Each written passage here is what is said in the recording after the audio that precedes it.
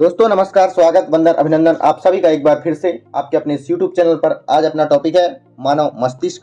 मानव मस्तिष्क से पूछे जाने वाले MCQ अपन हल करेंगे। यह PSC लेवल का हो सकता है, एक दिवसीय परीक्षाओं में पूछा जा सकता है यह प्रश्न। पहला प्रश्न है, मनुष्य में तंत्रिका तंत्र को प्रमुख रूप से कितने भागों में बांटा जाता है? 1, 2, 3 या 4? कितने भागों में बांटा जाता है? तो इसका उत्तर होगा 2 भागों में बांटा जाता है। कौन कौन से भागों में? पहला है इसका केंद्रीय तंत्रिका तंत्र, दूसरा है परिधीय तंत्रिका तंत्र। 2 भागों में इसे बांटा जा सकता है। चलिए अगला प्रश्न क्या है? अगला प्रश्न है अपने पास, ग्रे मैटर से संबंधित सही कथन कौन सा है? ग्रे मैटर से संबंधित, ग्रे मैटर होता क्या है? यह धूसर रंग का होता है। यह प्रमस्तिष्क द्वारा अनुमस्तिष्क के द्वारा बनाया जाता है। यह एक द्रव युक्त पदार्थ होता है। ग्रे मैटर से संबंधित सही कथन कौन सा है? प्रमस्तिष्क के बाहरी भाग और तंत्रिका तंत्र के द्वारा बनाया जाता है, बिल्कुल सही है। दूसरा, अनुमस्तिष्क के बाहरी भाग तथा तंत्रिका तंत्रों के द्वारा बनाया जाता है, यह भी बिल्कुल सही है। और मैंने आपको पहले ही बताया इसका रंग धूसर होता है, मतलब यह भी कथन सही है। इसका मतलब इसके सभी के सभी कथन सही होंगे। अगला प्रश्न है, वर्मिस से संबंधित सही कथन बताइए। वर्मिस क्या होता है? वर्मिस क्या होता है? यह पश्चिमी मस्तिष्क से संबंधित होता है। पश्चिम मस्तिष्क के अनुमस्तिष्क भाग में यह स्थित होता है। यह अनुमस्तिष्क के दोनों अर्धांशों को जोड़ने की क्रिया कहलाती है, का कार्य करती है, या फिर इनमें से तीनों कथन सही हैं। बताना है वर्मिस क्या होता है। यह अनुमस्तिष्क और प्रमस्तिष्क दोनों के दोनों को जोड़ने का कार्य करता है, बिल्कुल सही। अगला, यह पश्चिम मस्तिष्क से संबंधित होता है। भाई पश्चिम मस्तिष्क और अनुमस्तिष्क को जोड़ता है तो संबंधित तो होगा ही। इसका मतलब ये सभी के सभी कथन सही होंगे। इसका राइट आंसर यही होगा। अगला क्वेश्चन क्या है, मस्तिष्क के क्रेनियम में हड्डियों की संख्या कितनी होती है? क्रेनियम होता क्या है? जिसे अपन कह सकते हैं खोपड़ी। खोपड़ी कहा जा सकता है क्रेनियम को। इसमें हड्डियों की संख्या कितनी होती है? ऑप्शन के रूप में 4, 6, 8 या 12। क्रेनियम में हड्डियों की संख्या कितनी होती है? आपके पास इसका आंसर क्या होगा? इसका आंसर होगा क्या? 8 हड्डियों की संख्या होती है। किसमें? क्रेनियम में। चलिए अगला क्वेश्चन क्या है, मस्तिष्क एवं मेरुरज्जु कौन से तंत्रिका तंत्र होते हैं? मेरुरज्जु क्या होता है? जो सर के पीछे, मतलब गर्दन से लेकर पूंछ तक आती है, वह हड्डी जिसे आप रीढ़ की हड्डी कह सकते हो, मेरुरज्जु उसी ही कहते हैं। किस तंत्रिका तंत्र में आते हैं? परिधीय तंत्रिका तंत्र। ये 2 प्रकार के होते हैं तंत्रिका तंत्र। कौन कौन से? परिधीय और केंद्रीय। दूसरा, केंद्रीय तंत्रिका तंत्र, स्वायत्त तंत्रिका तंत्र, या फिर इनमें से कोई नहीं। जो मस्तिष्क और मेरुरज्जु होते हैं, कौन से तंत्रिका तंत्र के अंदर आते हैं? इसका राइट आंसर क्या होगा? केंद्रीय तंत्रिका तंत्र। ठीक है। अगला क्वेश्चन क्या है, वह जंतु कौन सा है जिसमें न्यूरॉन पाया जाता है परंतु मस्तिष्क अनुपस्थित होता है? जिसके मस्तिष्क नहीं होता और न्यूरॉन पाया जाता है। हाइड्रा, कॉकरोच, केचुआ या फिर ये तीनों। आपको बताना है वह जंतु कौन सा है जिसमें न्यूरॉन तो पाया जाता है लेकिन मस्तिष्क नहीं पाया जाता है। इसका राइट आंसर हो जाएगा हाइड्रा नामक जंतु में न्यूरॉन पाया जाता है लेकिन मस्तिष्क नहीं पाया जाता। मानव मस्तिष्क की बात कर रहे हैं तो मानव मस्तिष्क का भाग लगभग कितना होता है? भार कितना होता है आपको बताना है। 1200 से लेकर 1250 ग्राम होता है, या फिर 1250 ग्राम, 1250 ग्राम से 1300 ग्राम, 1350 ग्राम से 1350 ग्राम, या फिर 1350 ग्राम से 1400 ग्राम। कितना होता है मानव मस्तिष्क का भार? मानव मस्तिष्क का भार कितना होता है? 1350 ग्राम से लेकर 1400 ग्राम तक का इसका वजन हो सकता है। चलिए अगला प्रश्न क्या है, क्रेनियम क्या होता है? मैंने आपको पहले ही क्वेश्चन में शायद बताया है कि क्रेनियम क्या है। यह मस्तिष्क की बाहरी परत है। मस्तिष्क में भरा हुआ द्रव है, वह ढांचा जिसमें मस्तिष्क सुरक्षित रहता है, या फिर इनमें से कोई नहीं। क्रेनियम क्या है? क्रेनियम क्या है बताइए। वह ढांचा जिसमें मस्तिष्क सुरक्षित रहता है। मैंने आपको क्या बताया था? खोपड़ी इसका उदाहरण दिया था मैंने। खोपड़ी इसका उदाहरण दिया था। इसका राइट आंसर क्या हो जाएगा? वह ढांचा जिसमें मनुष्य मस्तिष्क सुरक्षित रहता है। अब बताना है किस लॉब के कारण हम सुन सकते हैं? किसके कारण हम सुन सकते हैं? फ्रंटल लॉब या पैराइटल लॉब, टेम्पोरल लॉब, या कोई निश्चित नहीं है कि हमारे सुनने की क्षमता किसमें होती है। सुनने की क्षमता किसमें होती है, आपको बताना है। जो टेम्पोरल लॉब होता है इसमें हमें सुनने की क्षमता मिलती है। मस्तिष्क के अंदर कई प्रकार के लॉब पाए जाते हैं। लॉब क्या होता है, मस्तिष्क क्या होता है, कितने प्रकार का होता है, यह सब डिटेल से जब वीडियो पर बनाई जाएगी तब उसमें समझाया जाएगा। अगला क्वेश्चन क्या है, देखिए, मेनिनजेज आवरण में पाई जाने वाली 3 परतों का नाम बताइए। मेनिनजेज आवरण में पाई जाने वाली 3 परतों का नाम बताना है। कौन कौन सी परतें होती हैं, 3 परतों का नाम बताना है। मतलब इसका राइट आंसर तो यही होगा, इसका राइट आंसर यही होगा कि तीनों परतें होंगी। लेकिन आप ध्यान से पढ़ लीजिए कि कौन कौन सी परतें होती हैं। Dura mater, arachnoid, pia mater. कौन कौन सा, ड्यूरामीटर, पायामीटर, अरेकनॉइड। ठीक है, 3 परतें पाई जाती है किसमें, मेनिनजेज में। ठीक है, प्रमस्तिष्क का प्रत्येक भाग कितने लॉब में विभक्त होता है। जो अपना प्रमस्तिष्क होता है अगला वाला भाग उसमें कितने लॉब में विभक्त होता है, मतलब कितने भागों में वह विभाजित होता है, कितने भाग उसके बनाए जाते हैं प्रमस्तिष्क के। 2 भाग, 3 भाग, 4 भाग या 5 भाग, कितने भागों में इसे विभाजित किया जा सकता है। प्रमस्तिष्क को 4 भागों में विभाजित किया जाता है। अगला प्रश्न है, मेनिनजेज या मस्तिष्कावरण की परतों को, 3 परतें मैंने बताया था,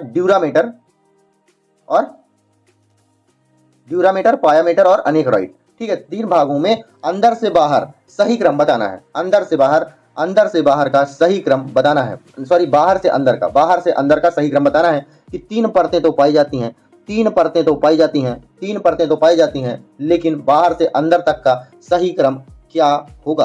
3 परतें तो पाई जाती हैं, एक परत, दूसरी परत और तीसरी परत। 3 परतें तो पाई जाती हैं, लेकिन सही क्रम क्या होगा इसका। तो इसका सही क्रम जो होता है कौन सा होता है, आपको बताना है। इसका राइट आंसर क्या होगा। तो सबसे पहले अंदर से बाहर, क्या बाहर से अंदर पाई जाने वाली पहली परत का क्या नाम होता है। पहली परत का नाम है ड्यूरामीटर।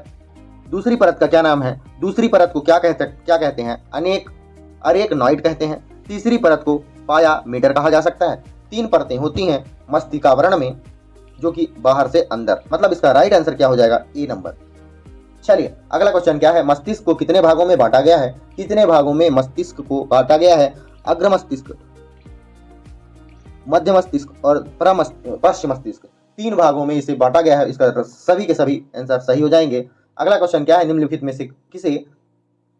में से किसे मेटन सेफिनॉल भी कहा जाता है। मेटन सेफिनॉल और किसे कहा जाता है, सेरिबेलम को, सेरिब्रम को, हाइपोथैलेमस को या थैलेमस को क्या कहा जाता है, मेटन सेफिनॉल और किसे कहा जाता है। तो सेरिबेलम का अन्य नाम मेटन सेफिनॉल भी होता है, लॉन भी होता है। चलिए, अग्र मस्तिष्क के अंतर्गत कौन से भाग आते हैं। ऑप्शन है अनुमस्तिष्क, प्रमस्तिष्क, डाइसेफिनॉल या बी और सी।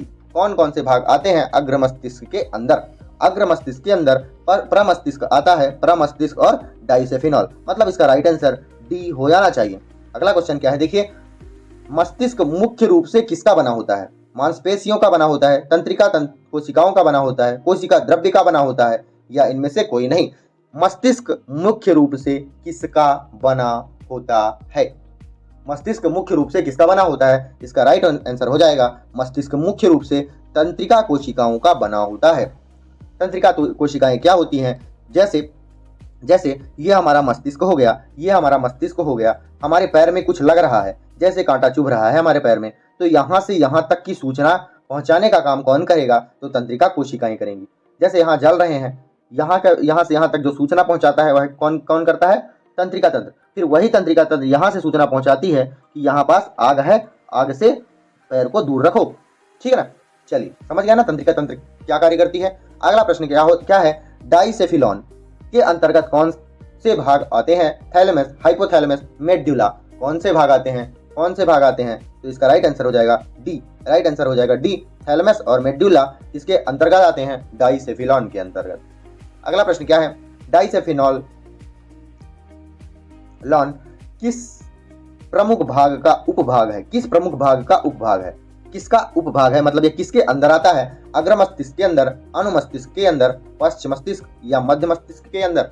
डाइसेफिनॉल लॉन किस प्रमुख भाग का उपभाग होता है? इसका राइट आंसर क्या होगा आपको बताना है। डाइसेफिलॉन अग्र मस्तिष्क का भाग होता है, मतलब डाइसेफिलॉन कहाँ पाया जाता है? अग्र मस्तिष्क में। ठीक है, अगला क्वेश्चन क्या है? किसी बाहरी ध्वनि का असर मस्तिष्क में लगभग कितनी देर तक रहता है? मस्तिष्क में कोई भी बाहरी ध्वनि आती है तो कितने देर तक रिएक्ट करता है मस्तिष्क के अंदर? अब इसका ऑप्शन क्या है? देखिए, 2 सेकेंड, केवल और केवल 2 सेकेंड, केवल और केवल 1 सेकेंड, 1.01 सेकेंड या 0.1 सेकेंड। कितना कितना देर तक ध्वनि अपने मस्तिष्क के अंदर रहता है? इसका राइट आंसर हो जाएगा 0.1 सेकेंड। अगला क्वेश्चन क्या है? देखिए, मस्तिष्क का कौन सा भाग सोचने या चिंतन के लिए जिम्मेदार होता है? सोचने और या चिंतन के लिए जिम्मेदार होता है। इसका राइट आंसर आपको बताना है। Fore brain, mid brain, hind brain या कैरेबुलम, बताओ इसका राइट आंसर क्या होगा? कौन सा भाग सोचने और चिंतन करने के लिए जिम्मेदार होता है? इसका राइट आंसर होगा फोर ब्रेन। ठीक है, निम्नलिखित में से किसे प्रसारण केंद्र भी कहा जाता है? प्रसारण केंद्र मतलब यहां से सारी सूचनाएं जो हैं हमारे शरीर के अंदर तक जाती हैं। उसका राइट आंसर क्या होगा? हाइपोथैलेमस को, थैलेमस को, अनुमस्तिष्क को, या इनमें से कोई नहीं? प्रसारण केंद्र किसे कहा जाता है? तो थैलेमस जो ग्रंथि होती है उसे हम क्या कहते हैं? प्रसारण केंद्र के नाम से भी जान सकते हैं। अगला क्वेश्चन क्या है? प्यास, नींद, भूख का नियंत्रण कौन करता है? प्यास, नींद और भूख का नियंत्रण कौन करता है? आपके पास ऑप्शन क्या है? हाइपोथैलेमस, मेड्यूला, सेरिबेलम या पोन्स। तो आपको इसका राइट आंसर बताना है। चिंतन कौन करता है? Fore brain. चिंतन कौन करता है? Fore brain.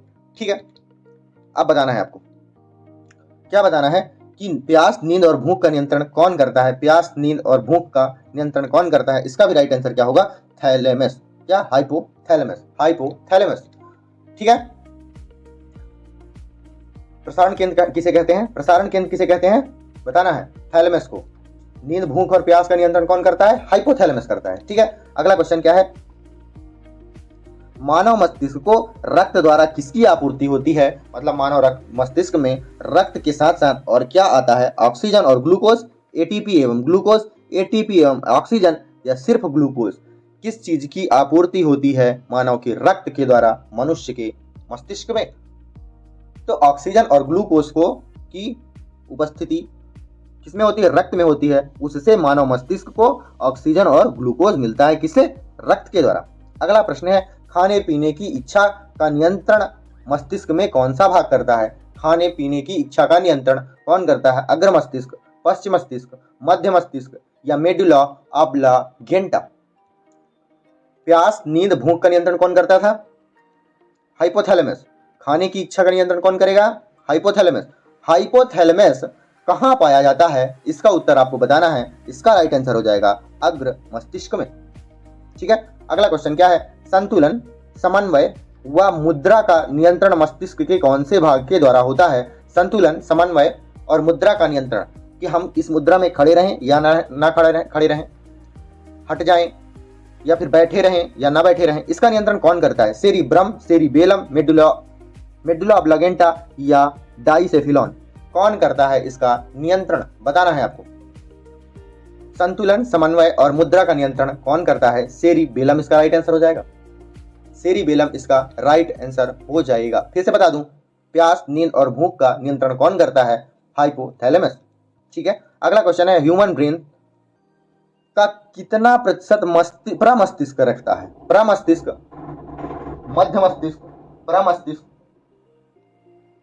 ह्यूमन ब्रेन का कितना प्रतिशत हिस्सा प्रमस्तिष्क रखता है? आपको बताना है। 1/3, 2/3, 1/4 या आधा हिस्सा। प्रमस्तिष्क का भाग कितना होता है? अग्र मस्तिष्क, प्रमस्तिष्क और मध्य मस्तिष्क, 3 भागों में से बांटा जाता है मस्तिष्क को। तो आपको बताना है प्रमस्तिष्क का कितना प्रतिशत भाग होता है?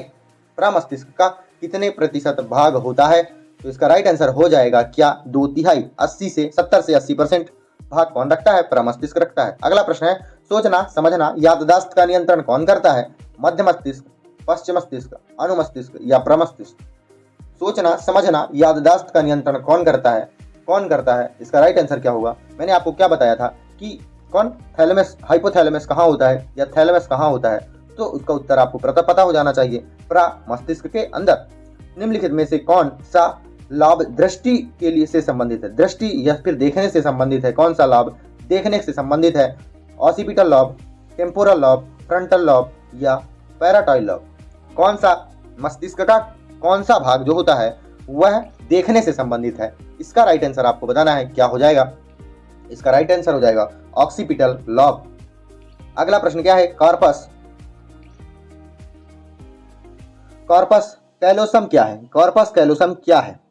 मध्य मस्तिष्क के दोनों अर्धांशों को जोड़ने वाला भाग होता है, प्रमस्तिष्क के दोनों गोलार्धों को जोड़ने वाला भाग होता है, अनुमस्तिष्क के दोनों गोलार्धों को जोड़ने वाला भाग होता है, या मस्तिष्क के बाहरी मजबूत ढांचा होता है? बताना है आपको। कॉर्पस कैलोसम मस्तिष्क को बाहरी आवरण से जोड़ने वाला ढांचे का क्या नाम था? क्या नाम था? सेरिब्रम, सॉरी, क्या नाम था इसका? आपको बताना है कमेंट बॉक्स में, क्योंकि मुझे याद नहीं आ रहा है इसका राइट आंसर क्या। इसके पहले इसका राइट आंसर आपको बताना है, उसके बाद आपको बताना है क्या बताना है कि मस्तिष्क की बाहरी मजबूत ढांचा कौन सा होता है, इसको आपको बताना है। इसका राइट आंसर क्या होगा? इसे क्या कहा जाता है? वर्मिस कहा जाता था। इसे क्या कहा जाता था? हमें याद नहीं आ रहा था। वर्मिस कहा जाता है। किसे? मस्तिष्क को बाहरी आवरण से जोड़ने वाले ढांचे का नाम क्या है? क्या नाम है? इसका राइट आंसर हो जाएगा वर्मित।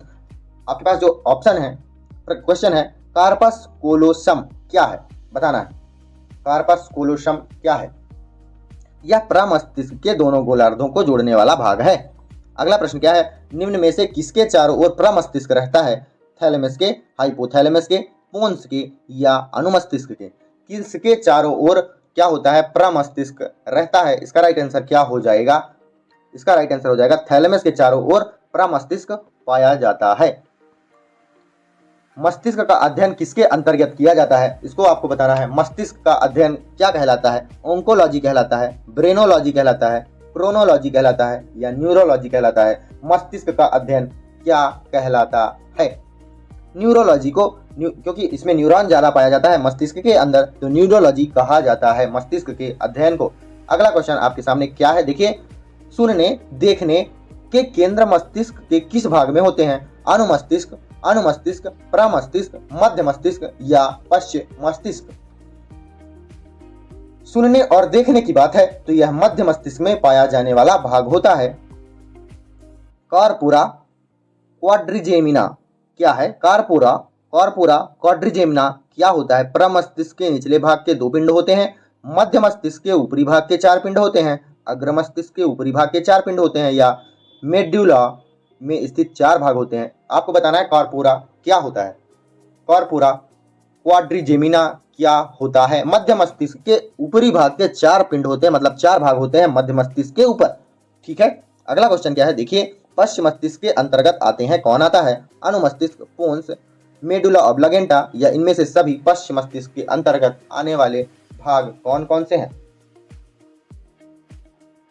तो पश्चिम मस्तिष्क के अंतर्गत अनुमस्तिष्क भी आता है, पोन्स भी आता है, मेडुला ऑब्लागेंटा भी आता है, मतलब इसका राइट आंसर हो जाएगा उपरोक्त में से सभी।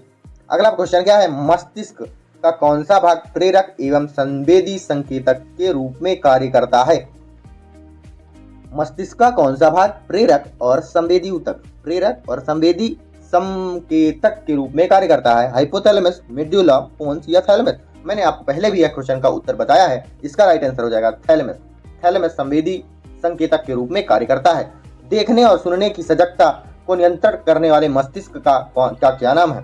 कॉर्पोरा क्वाड्रिजेमिना है या मेडुला ऑब्लागेंटा है या ऑक्सीपिटल लॉब है या कॉर्पस कैलोसम है? तो आपको बताना है देखने और सुनने की सजगता को नियंत्रण मस्तिष्क का कौन सा भाग करता है? इसका राइट आंसर हो जाएगा कॉर्पोरा क्वाड्रिजेमिना। अगला क्वेश्चन है, मस्तिष्क और मेरुरज्जु को जोड़ने का कार्य कौन करता है? मस्तिष्क और मेरुरज्जु को जोड़ने का कार्य कौन करता है? टेक्टम, मेडुला, पोन्स या मस्तिष्क स्टेम? मस्तिष्क और मेरुरज्जु को जोड़ने का काम कौन करता है? इसका राइट आंसर हो जाएगा मस्तिष्क स्टेम। अगला क्वेश्चन है, मस्तिष्क के तीनों परतों के बीच कौन सा द्रव भरा होता है? अग्र मस्तिष्क, पश्चिम मस्तिष्क, और मध्य मस्तिष्क, अग्र मस्तिष्क, मध्य मस्तिष्क और पश्च मस्तिष्क के बीच में भरे जाने वाले द्रव का क्या नाम है? आपके पास ऑप्शन है सेरेब्रोस्पाइनल द्रव, कॉर्टेक्स द्रव, ग्रे मैटर या वाइटर मैटर। इसका राइट आंसर क्या हो जाएगा बताना है आप। तो इसका राइट आंसर होगा मस्तिष्क और तीनों परतों के बीच में क्या भरा जाता है? सेरिब्रोस्पाइनल द्रव भरा जाता है। अगला क्वेश्चन है ऐच्छिक क्रियाओं जैसे चलना, दौड़ना, खाना, ये हमारे मस्तिष्क के अंदर हम अगर चाहेंगे तब हम चलेंगे, चाहेंगे तब दौड़ेंगे, चाहेंगे तब खाएंगे, इस चीज का नियंत्रण कौन करता है? मेडुला ऑब्लागेंटा, प्रमस्तिष्क, अनुमस्तिष्क या पोन्स? कौन करता है हमारी ऐच्छिक क्रियाओं का नियंत्रण? ऐच्छिक क्रियाओं का नियंत्रण अनुमस्तिष्क के द्वारा होता है।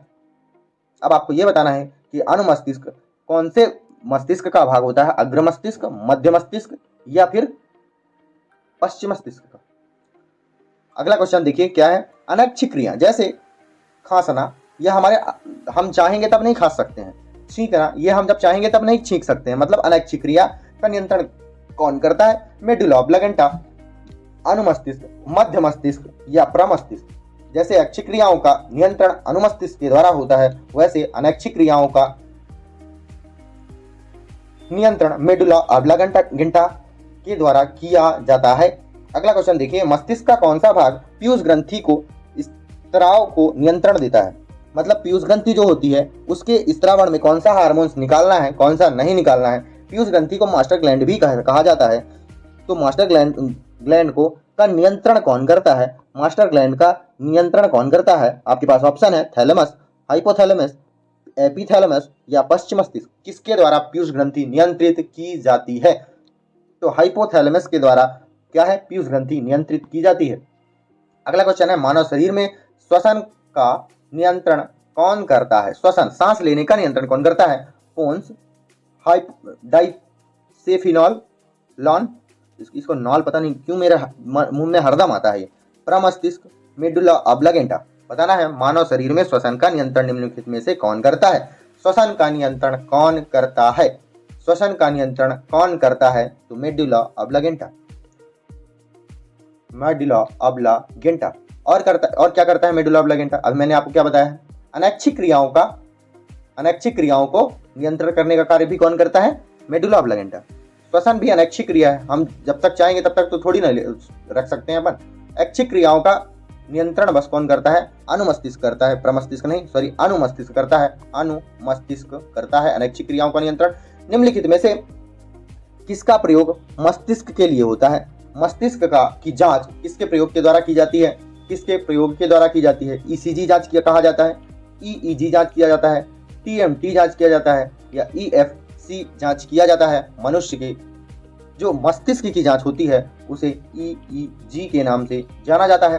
अब आपको बताना है कि ईईजी का फुल फॉर्म क्या होता है। कमेंट बॉक्स आपके लिए खुला हुआ है। अगर वीडियो अच्छी लग रही हो तो वीडियो को लाइक करो, कमेंट शेयर तो आपकी मर्जी, आप कर सकते हैं। अगला क्वेश्चन है, श्वसन, हृदय एवं वमन केंद्र मस्तिष्क के किस भाग में स्थित होता है? श्वसन, हृदय, वमन केंद्र मस्तिष्क के किस भाग में स्थित होता है? डाइसेफिलॉन, सेरिब्रम, सेरिबेलम, मेडुला। कौन से भाग में वमन, हृदय और श्वसन के सभी कार्य क्या होते हैं का नियंत्रण किस मस्तिष्क के द्वारा किया जाता है? तो मेडुला ऑब्लागेंटा इसका भी राइट आंसर हो जाएगा। स्तनधारी एवं उभयचर के मस्तिष्क में भिन्नता किसके कारण होती है?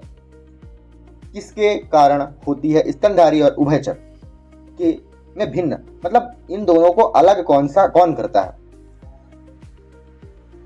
जो मनुष्य का हृदय होते हैं, मनुष्य का मस्तिष्क होता है, उसमें कॉर्पस कैलोसम नहीं पाया जाता।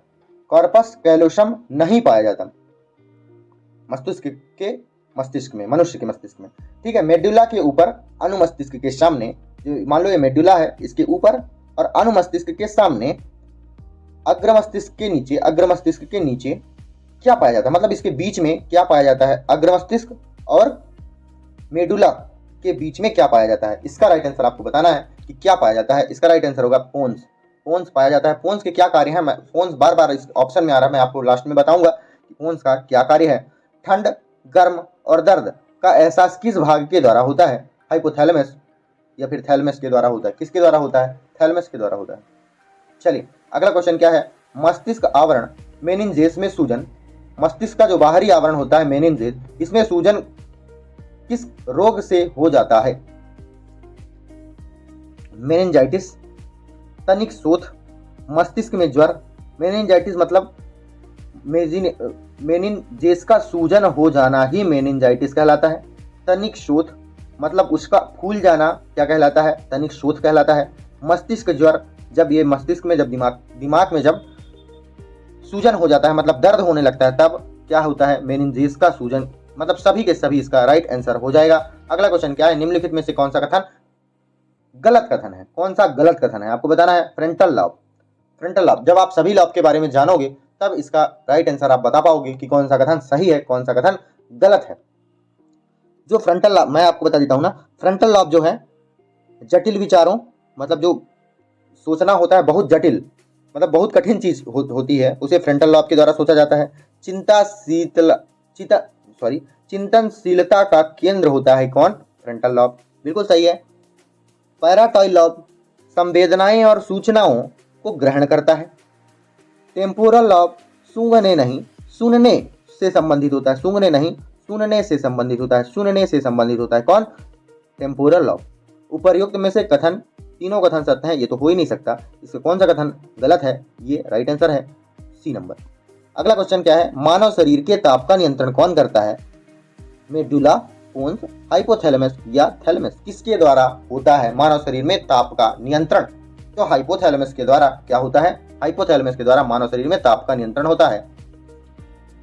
अगला क्वेश्चन है मस्तिष्क स्टेम को बनाने वाला भाग कौन सा है? मस्तिष्क स्टेम क्या करता है? मस्तिष्क को किससे जोड़ता है? मेरुरज्जु से जोड़ता है। मस्तिष्क स्टेम को बनाने वाला भाग का क्या नाम है? प्रमस्तिष्क, अनुमस्तिष्क, मध्य मस्तिष्क, अनुमस्तिष्क, अग्र मस्तिष्क और पश्च मस्तिष्क, मध्य मस्तिष्क और पश्चिम मस्तिष्क। इसका राइट आंसर क्या होगा?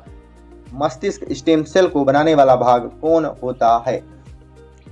तो जो मध्य मस्तिष्क होता है, कौन? मस्तिष्क स्टेम सेल को कौन बनाता है? तो मध्य मस्तिष्क और पश्चिम मस्तिष्क। अब यहाँ अग्र मस्तिष्क था इसलिए आंसर नहीं होगा। मध्य मस्तिष्क और पश्चिम मस्तिष्क के द्वारा मस्तिष्क स्टेम सेल बनाया जाता है। अगर किसी के पास आजकल के जो साइंस टेक्नोलॉजी हो गई है, मस्तिष्क स्टेम सेल हो तो पूरा मनुष्य तैयार किया जा सकता है। अगला क्वेश्चन क्या है? कॉर्टेक्स क्या है? कॉर्टेक्स क्या है? प्रमस्तिष्क का अंदरूनी भाग, प्रमस्तिष्क का बाहरी भाग, मध्य मस्तिष्क का भरा द्रव या फिर अरेक्नॉइड परत के नीचे वाला द्रव। कॉर्टेक्स क्या है? कॉर्टेक्स क्या है? इसका राइट आंसर बताना है। कॉर्टेक्स क्या है? प्रमस्तिष्क का बाहरी भाग कॉर्टेक्स कहलाता है। प्रमस्तिष्क का बाहरी भाग कॉर्टेक्स कहलाता है। निम्नलिखित में से कौन से अंग का प्रत्यारोपण नहीं हो सकता? तो ब्रेन का प्रत्यारोपण नहीं हो सकता। एक मनुष्य का ब्रेन दूसरे मनुष्य में नहीं लगाया जा सकता। प्रत्यारोपण का मतलब ये होता है। गंध की अनुभूति कौन सा लाभ करता है? फ्रंटल, टेम्पोरल, ऑक्सीपेटिक या पैराटॉइल? कौन सा लाभ करता है? क्या गंध की अनुभूति कौन करता है? Temporal lobe. इसका राइट आंसर हो जाएगा। अगला क्वेश्चन है आर्बोरविटी से संबंधित सत्य कथन कौन सा है? आर्बोरविटी, इसे जीवन वृक्ष कहा जाता है, जीवन का वृक्ष कहा जाता है। यह अनुमस्तिष्क के गोलार्ध में स्थित होता है। यह वृक्ष की शाखाओं को सामने के समान दिखाई देता है। या उपर्युक्त में से तीनों कथन सही है। कौन सा कथन सत्य है? कौन सा कथन सत्य है? आर्बोरविटी। उपर्युक्त में से सभी के सभी कथन सही हैं। क्या आर्बोरविटी को हमारे जीवन का वृक्ष कहा जाता है? या अनुमस्तिष्क के गोलार्ध में स्थित होता है और यह वृक्ष की शाखाओं के समान दिखाई देता है। इसका राइट आंसर हो जाएगा डी नंबर। अगला क्वेश्चन क्या है? कुल ऑक्सीजन की कितने प्रतिशत की खपत मस्तिष्क के द्वारा होती है? कुल ऑक्सीजन की कितने प्रतिशत पर खपत केवल मस्तिष्क के द्वारा होती है? तो हमारे शरीर में 100% मान लेते हैं ऑक्सीजन होता है, तो केवल 20% की खपत मस्तिष्क करता है। और मस्तिष्क मैंने आपको बताया ना कि कितने चीजों का कंट्रोल करता है, और सिर्फ 20% का ऑक्सीजन लेता है वो। अगला क्वेश्चन क्या है? मस्तिष्क का आवरण की वह झिल्ली या परत जो सबसे पतली और नाजुक होती है, उसे क्या कहते हैं? अरेक्नॉइड कहते हैं, पाइमेटर कहते हैं, ड्यूरामेटर कहते हैं या व्हाइट मैटर कहते हैं? क्या मस्तिष्क व झिल्ली की वह परत जो सबसे पतली और नाजुक होती है, उसे पाइमेटर कहते हैं। मतलब बी नंबर का ऑप्शन आपका बिल्कुल सही है। अगला क्वेश्चन, तंत्रिका कोशिकाओं द्वारा सूचना का माध्यम क्या है? विद्युत आवेग, आवेग ध्वनि, यांत्रिकी आवेग या उपयुक्त में से तीनों। तंत्रिका कोशिकाओं की जो सूचना मैंने बताया था ना, जैसे उजलने का उदाहरण दिया था, कांटा चुभने का उदाहरण दिया था, उससे बताना है कि वह कौन से आवेग के द्वारा सूचना का माध्यम होता है। कौन सा माध्यम होता है? उसका माध्यम क्या होता है? विद्युत आवेग। हमारे शरीर में करंट होता है, करंट एक प्रकार का करंट होता है जो तंत्रिका कोशिकाओं को सूचना आदान प्रदान करने में सहायता करता है, विद्युत आवेग। अगला क्वेश्चन क्या है? किसी वयस्क के शरीर के वजन का कितना प्रतिशत मस्तिष्क होता है? मान लीजिए आदमी 100 किलो का है, तो कितना परसेंट भाग उसका मस्तिष्क होगा? उसका 10%, 1%, 2% या इनमें से कोई नहीं। इसका राइट आंसर क्या होगा? मस्तिष्क, अगर आदमी 100 किलो का है तो उसका मस्तिष्क 2 किलो का हो जाएगा।